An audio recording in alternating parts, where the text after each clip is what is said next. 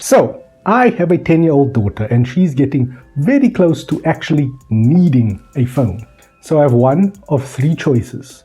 First choice is I give her one of my old hand-me-down Android flagship. Option 2 is I get her the Samsung Galaxy A53 5G. Option 3 is I get her the iPhone SE.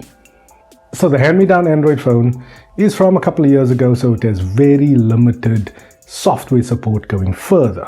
I really only have two realistic options, and it's to choose between these two. So this is Samsung's most frustrating device. So when you're going down to budget Android territory, you're losing out on a lot of the premium features, but you're still getting, or at least you should be getting, 90% of the smartphone functionality.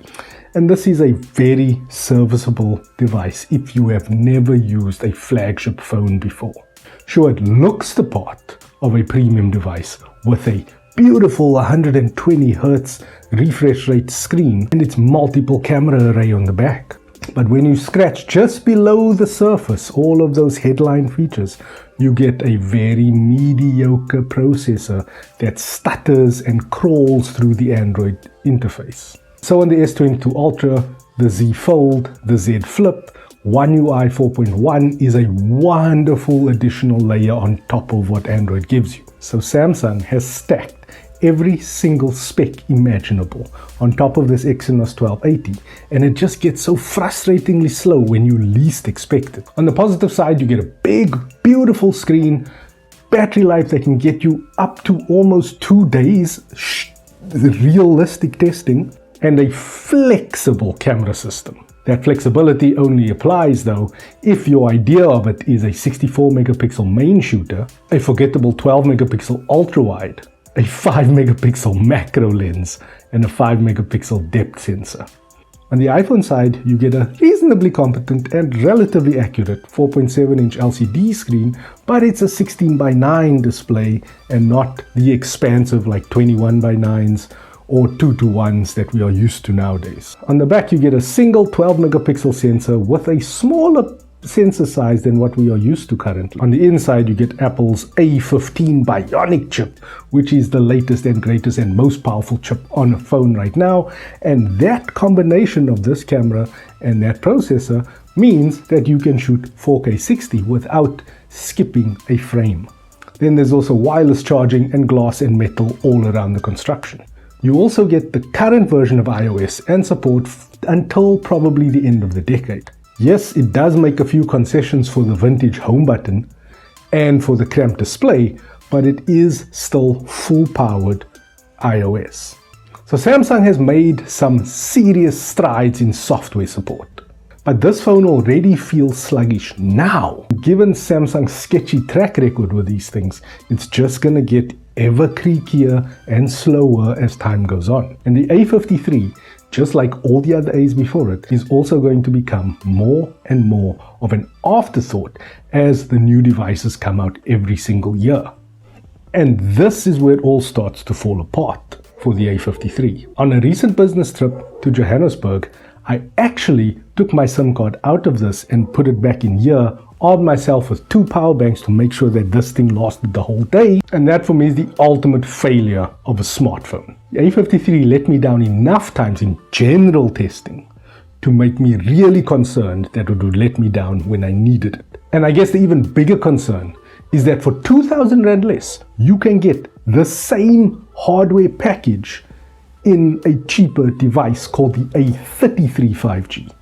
Yes, you go from a 64 megapixel sensor to a 48 megapixel main sensor, and your macro camera goes down to 2 megapixels. But you get snappier performance with that 90 Hz refresh rate instead of the 120 that I tried to crank out of this. That 48 megapixel sensor is tried and tested and used throughout the mid-range Android landscape. Were it that you were spending 2,000 Rand extra to get access to Samsung's amazing desktop operating system called DeX, then this would be an absolute no-brainer for a 10-year-old who already has muscle memory with Chrome, but could use something a little bit more snappy than the bargain basement Acer Chromebook that she has right now. But it isn't. And the reality is that Samsung pitches the A series as the ultimate content creation solution for the TikTok generation. And that just sets these devices up for a massive failure. To be frank, this iPhone SE is a far better content creation platform because you are getting superior video output and far better app functionality. My daughter is also running around with my old iPad Pro 9.7 inch, and you know the Apple ecosystem is just legendary for its interoperability. So FaceTime messages is right there, preloaded, and the parental controls that you get on iOS is far superior to what Google offers.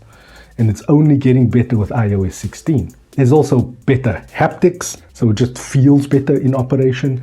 There's wireless charging, which is a good, nice to have. And you get better accessory compatibility because of the Lightning port and the Made for iPhone program. And there's also a far broader selection of cases because this design has been recycled since the iPhone 8.